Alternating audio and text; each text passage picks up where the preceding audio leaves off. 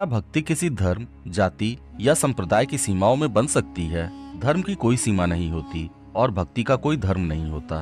मित्रों, मेरी आज की कहानी है भगवान जगन्नाथ और उनके मुस्लिम भक्त सालबेग की, जिनकी भक्ति भगवान जगन्नाथ को उनके घर तक खींच कर लाई। और सालबेग की भक्ति को भगवान जगन्नाथ ने ऐसा स्वीकार किया कि आज सैकड़ों वर्षों बाद भी भगवान जगन्नाथ की रथ यात्रा का रथ भक्त सालबेग की मजार पर अपने आप ही रुक जाता है। लाखों लोगों के खींचने के बाद भी रथ का पहिया सालबेग की मजार से हिलता तक नहीं है।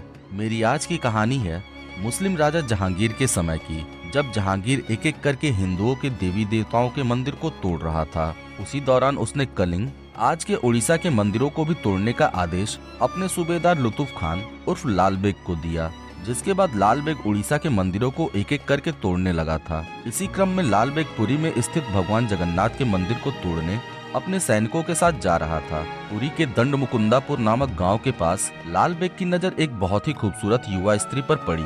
लाल बेग उसकी खूबसूरती पर मोहित हो गया और उसके पास गया। उस स्त्री ने बताया कि वह एक विधवा है। लाल बेग, जो कि कन्या के रूप पर आसक्त हो चुका था, और जब उसे पता चला कि वो स्त्री विधवा है, तब लाल बेग ने उस कन्या को शादी करने का प्रस्ताव दिया और दोनों ने शादी कर ली। शादी के बाद लाल बेग ने अपने पत्नी का नाम बदलकर फातिमा बीवी रख दिया। शादी के कुछ समय बाद फातिमा बीवी गर्भवती हुई और एक बालक को जन्म दिया, जिसका नाम उन्होंने सालबेग रखा। चूंकि फातिमा एक ब्राह्मण थी और पूरी धाम में रहती थी, इसलिए उनका प्रेम सदैव जगन्नाथ प्रभु से रहा। और सालबेग का पिता लाल बेग एक सिपाही था, इसलिए वह स्वभाव से ही क्रूर था और सदैव घर से दूर रहता था, जिस वजह से सालबेग का पालन पोषण पूरी तरह से उसकी माँ ही करती थी, जो सदैव सालबेग को भगवान जगन्नाथ की लीलाएं और कहानियां सुनाया करती थीं, जिस वजह से सालबेग भी भगवान जगन्नाथ जी को बचपन से ही भजने लगा था। सालबेग की मंदिर में जाके भगवान जगन्नाथ के दर्शन करने की अभिलाषा थी, पर उसकी माँ जानती थी कि सालबेग के पिता को जैसे ही इसका पता चलेगा, वो मुझे और बेटे दोनों को मार देगा। इसलिए सालबेग की माँ उसे कभी मंदिर नहीं जाने देती थी। एक दिन सालबेग की माँ उसे कहानी सुना रही थी कि बेटा, क्या तुम जानते हो भगवान जगन्नाथ जी की आंखें इतनी बड़ी बड़ी क्यों हैं? जिसपे सालबेग ने कहा, नहीं माँ, मुझे नहीं पता। जिसपे सालबेग की माँ ने बताया कि क्योंकि जगन्नाथ स्वामी कहते हैं कि तुम मेरे पास आओ या नहीं, तुम मुझे देखो या नहीं, पर मैं तुम्हें यहाँ से ही देख रहा हूँ।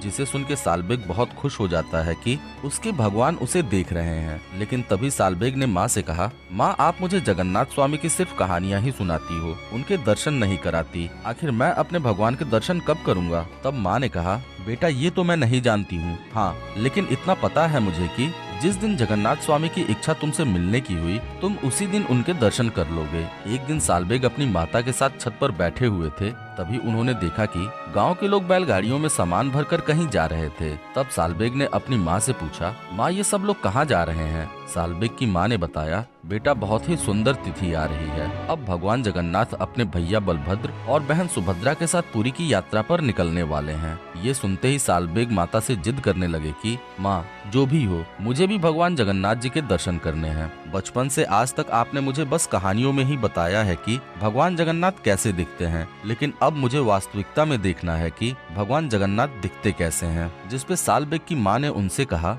बेटा, मेरे चाहने से कुछ नहीं होता। अगर तुम्हें भगवान जगन्नाथ के दर्शन करने ही है तो अब तुम उन्हीं से प्रार्थना करो, वो तुम्हें अपने पास बुलाएं और दर्शन दें। उनकी मर्जी से कुछ भी संभव हो सकता है। जिसके बाद भगवान के दर्शन के लिए उतावले सालबेग मंदिर की दिशा में खड़े हो जाते हैं और भगवान जगन्नाथ से अपने दर्शन देने की प्रार्थना करने लगते हैं और फूट फूट कर रोने लगते हैं। जिसके बाद प्रतिदिन सालबेग मंदिर की दिशा में खड़े होके भगवान जगन्नाथ से दर्शन देने की प्रार्थना करने लगे। देखते देखते वो दिन भी आ गया जब प्रभु को रथ पर विराजमान कर लाखों की संख्या में लोग रथ को खींचने की तैयारी करने लगे। लाखों भक्तों के जयघोष के बीच बड़े भैया बलराम का रथ चल निकला। जयघोष के बीच में देवी सुभद्रा का रथ भी बढ़ चुका था। पर ये क्या, लाखों लोगों के खींचने के बाद भी भगवान जगन्नाथ का रथ टस से मस नहीं हो रहा था। मानो रथ का पहिया जमीन में धंस चुका था और आगे ही नहीं बढ़ना चाहता था। तब पुरी के राजा भगवान के सामने आए और हाथ जोड़ के विनती की, हे प्रभु, हम लोगों से क्या अपराध बन गया है जो आपका रथ आगे नहीं बढ़ रहा है। हमारी भूल को क्षमा कर कृपया हमें वो रास्ता बताएं जिससे आप प्रसन्न हो सकें और रथ नगर भ्रमण पे निकल सके।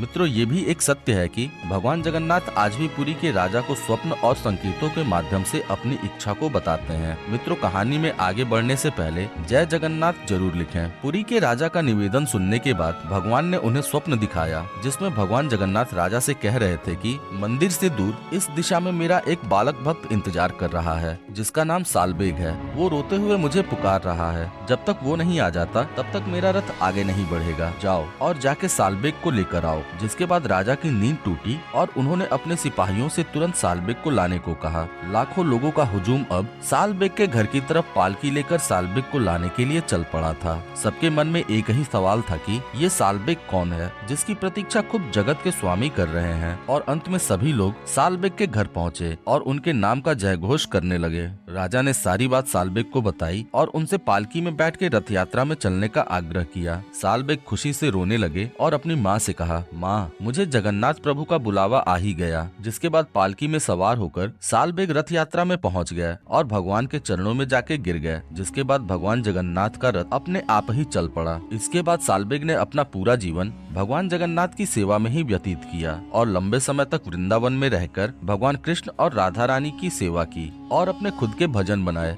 जिसे वो बड़े ही प्यार से भगवान कृष्ण और राधा रानी को सुनाया करते थे। सालबेग की लिखी हुई कविता आहे नीला शैल्या आज भी प्रतिदिन भगवान जगन्नाथ को गाकर सुनाई जाती है। भक्त सालबेग की मृत्यु के बाद उनकी मजार पुरी शहर में ही बनाई गई, जो आज भी स्थित है। और भक्त सालबेग के सम्मान में भगवान का रथ आज भी रथ यात्रा के दौरान उनके मजार के आगे कुछ समय के लिए रोका जाता है। ये भक्त सालबेग की भक्ति का परिणाम ही है कि आज भी सालबेग के लिखे हुए भजन भगवान जगन्नाथ के सुबह की आरती से पूर्व भगवान जगन्नाथ को गाकर सुनाए जाते हैं। इसलिए उन्हें भक्त कवि सालबेग की उपाधि भी दी गई है। मित्रों, इसीलिए कहते हैं कि भक्ति में सबसे ज्यादा आवश्यक क्या है, तो यकीन मानिए भक्ति में जप, नियम, व्रत कुछ भी आवश्यक नहीं है। जो सबसे ज्यादा आवश्यक है वो है सिर्फ भगवान से अनंत प्रेम। एक बार भगवान से सच्चा प्रेम करके तो देखिए, भगवान आपसे प्रेम किए बिना रह ही नहीं पाएंगे। तो उम्मीद करता हूँ कि आपको आज की कहानी जरूर पसंद आई होगी। दोस्तों, वीडियो को लाइक और चैनल को सब्सक्राइब करना मत भूलिएगा। मिलते हैं फिर अगली वीडियो में एक और भक्तिपूर्ण वीडियो के साथ। तब तक के लिए राधे राधे।